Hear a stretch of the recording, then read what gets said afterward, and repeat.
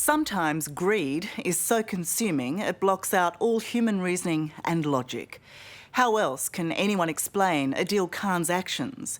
2 years ago, the 46-year-old deliberately blew up his Sydney convenience store so he could claim $225,000 of insurance. The blast was so destructive, the two-storey building crumbled to the ground and 3 innocent lives, including an 11-month-old baby, were lost. That Adeel Khan thought he could get away with the crime is as outrageous as the act itself. And next week, this evil man will be sentenced for murder, manslaughter and arson. But no amount of prison time will be long enough for the grieving families of those he killed.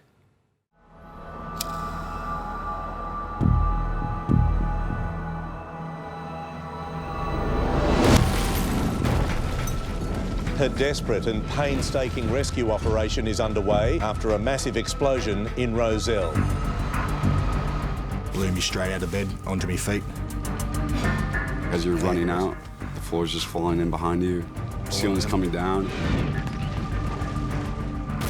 What happened here in the early hours of the 4th of September 2014 was frightening. There was just flames. There was shrapnel. And horrific. Shattered windows, and you could just hear the building collapsing. A mother and her baby boy are among those feared trapped in the rubble.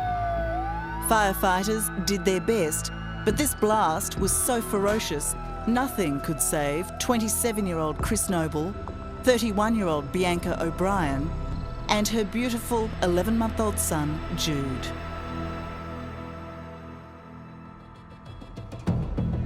One man, Adeel Khan, was pulled from the rubble, injured but alive.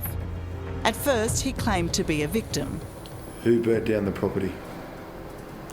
No clue. But now we know he's a killer. He planned it, he knew what he was doing. Khan deliberately blew up his convenience store because he wanted to claim a $225,000 insurance payout. You knew we were up there. Chris's car was parked out front. It's just horrific. He's an evil man.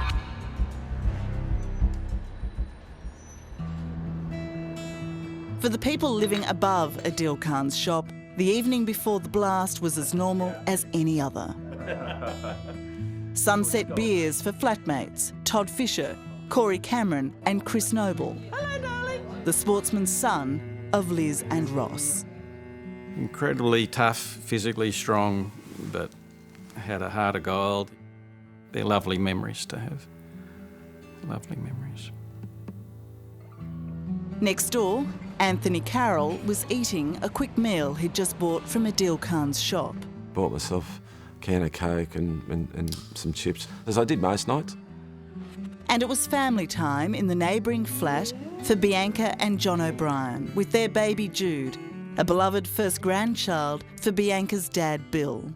This is the last time I saw this little boy.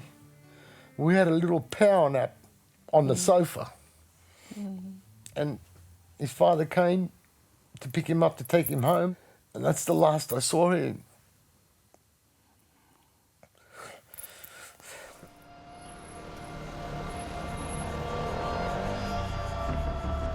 When you see the layout of the Rozelle building, it's clear how it became such a death trap.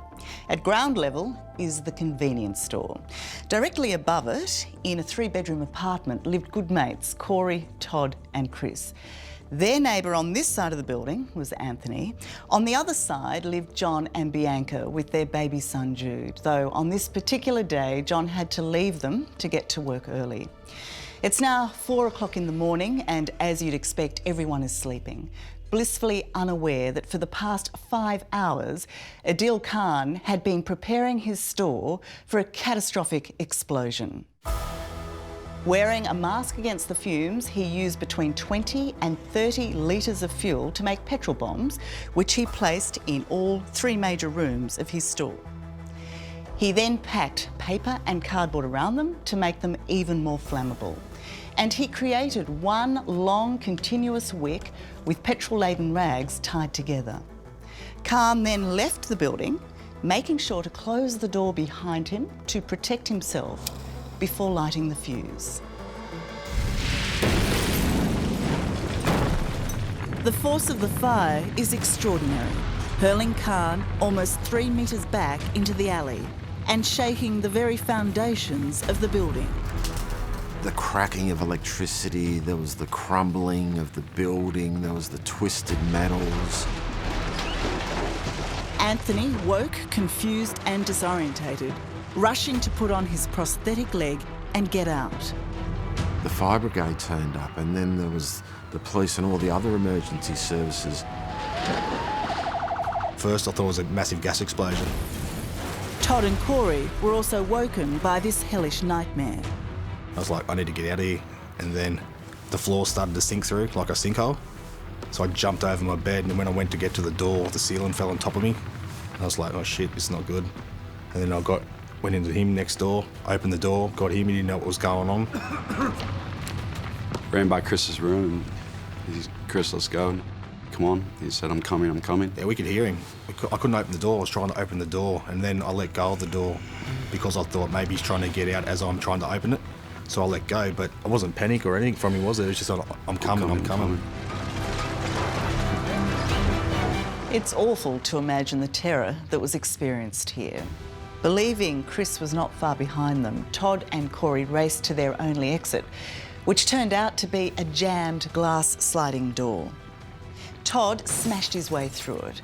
With no other way out, they then had to jump 1.5 metres onto a neighbouring rooftop to safety.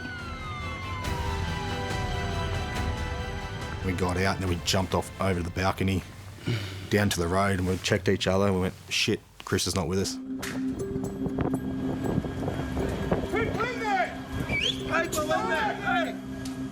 This is the moment Corey and Todd realise Chris is lost to them. Getting in and out the back. What we don't see is Corey scrambling back onto the balcony of the burning, crumbling building to try to save his mate. I'm just screaming for him, and you could hear him just, struggling for life. And As soon as we got out, though, the whole thing was engulfed in flames. It's like literally 5 seconds after we got out. So if we didn't get out that, we would have been dead. There's no way. it's just the most hopeless feeling, When you hear him, you can't do anything about it, so.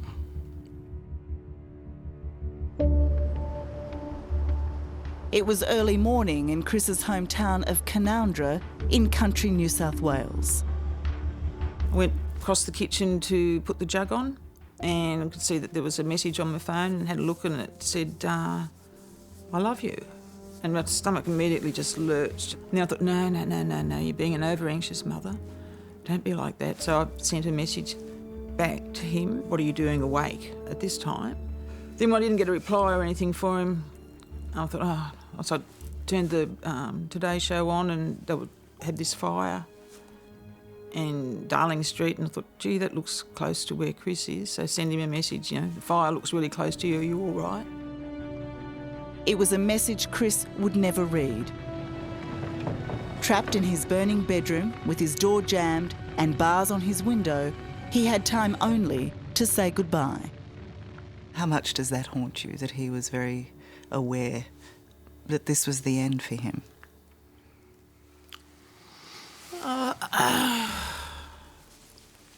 A lot, because you wonder, how long was he alive after he'd sent the message? And you think, why wasn't he getting out? And felt that it wasn't good enough to get a message like that from somebody at the last bit. But then you remember how much he just loved so many people. He was known for saying, I love you, to his mates, to his friends, to his brother, to his sister, that I can't believe that you can be that strong to actually do that when, there's so much noise and disaster all around you. Just on the other side of Chris's bedroom, another tragedy was unfolding. His neighbours, Bianca and Jude, mother and child, were also trapped. Help! Anyone, help! Did she die quickly? Did the fumes get her? Did the smoke get her? Did she burn? It's always there. Did I consider always there? Peck, I hope you really didn't suffer. That's always with me.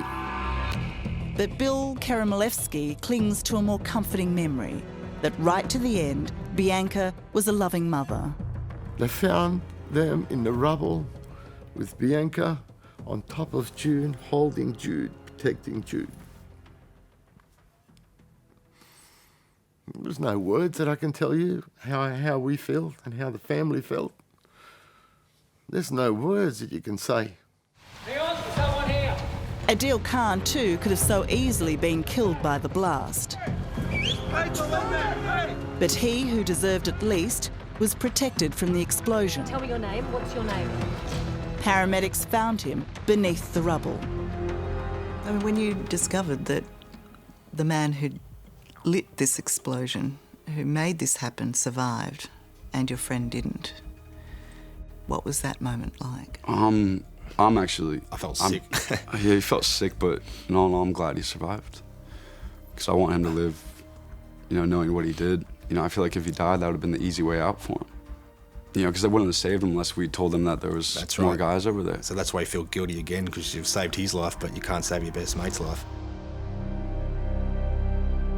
Still to come, the unrepentant killer, Not all the evidence is destroyed all the time. whose cowardly lie was his ultimate undoing.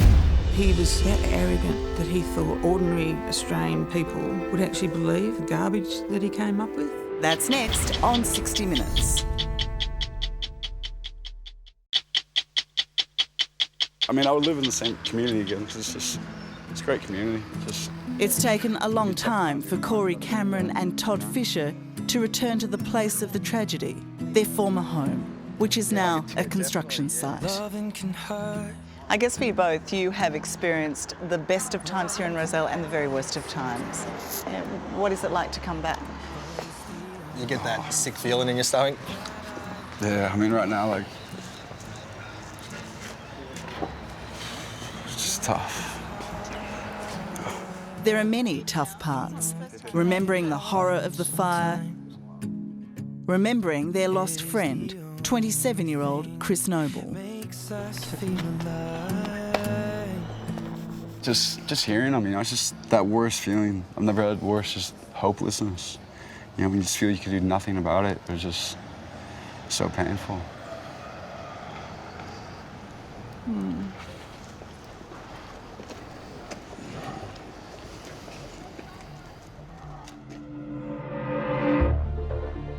What makes an already terrible situation worse is that the man responsible, Adeel Khan, continues to claim he didn't do it. Did you burn down your shop? No. And has concocted a preposterous explanation for the explosion. You said last night that one of them showed you a gun. Is that correct? Yeah. Unbelievably, Khan claims 3 men came into his convenience store, tied him up, robbed him, and then for some unknown reason stuck around for 5 hours preparing to blow up his shop. They took my money, wallet, cell phone. One of the things that really up to me, that he was so that arrogant that he thought that ordinary Australian people would actually believe the garbage that he came up with, for a start. I just can't get my head around how anybody could be that selfish. He studied, he planned. He's got ice going through his veins, this guy. The moment that he lit that wick or fuse, what happened? Would have been incredible. First off, you've got an intense fireball that erupts with it, thousands of degrees in temperature, that then impacts on combustible material, causing it to ignite. And how quickly would that have happened? Seconds.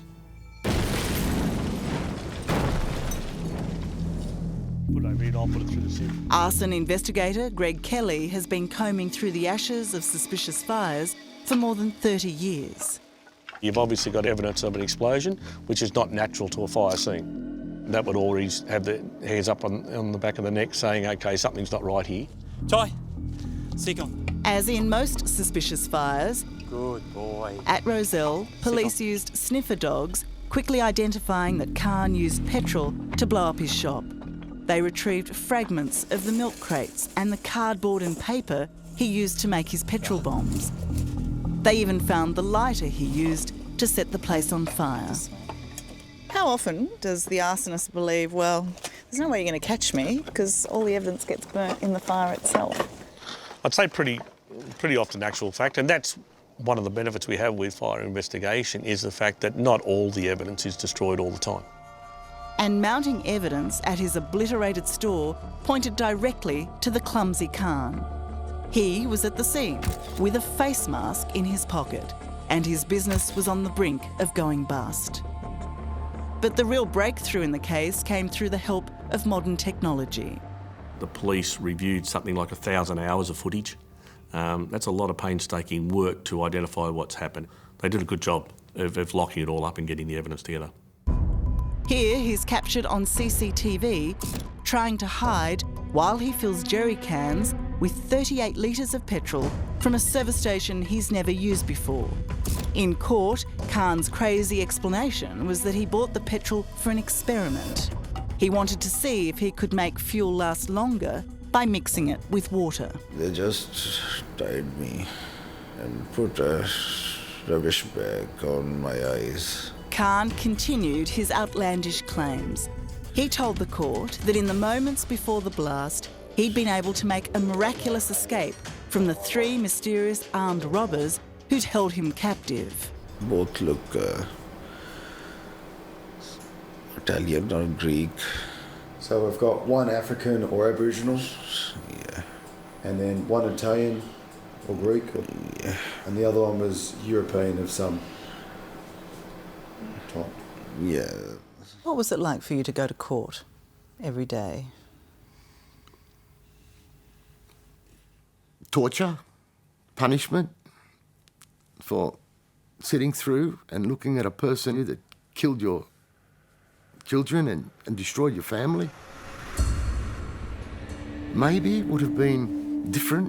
It wouldn't have changed, but still it would have been different if he came out and said, you know what, look, I'm sorry.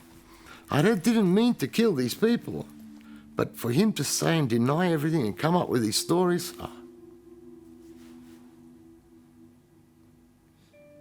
it was horrible.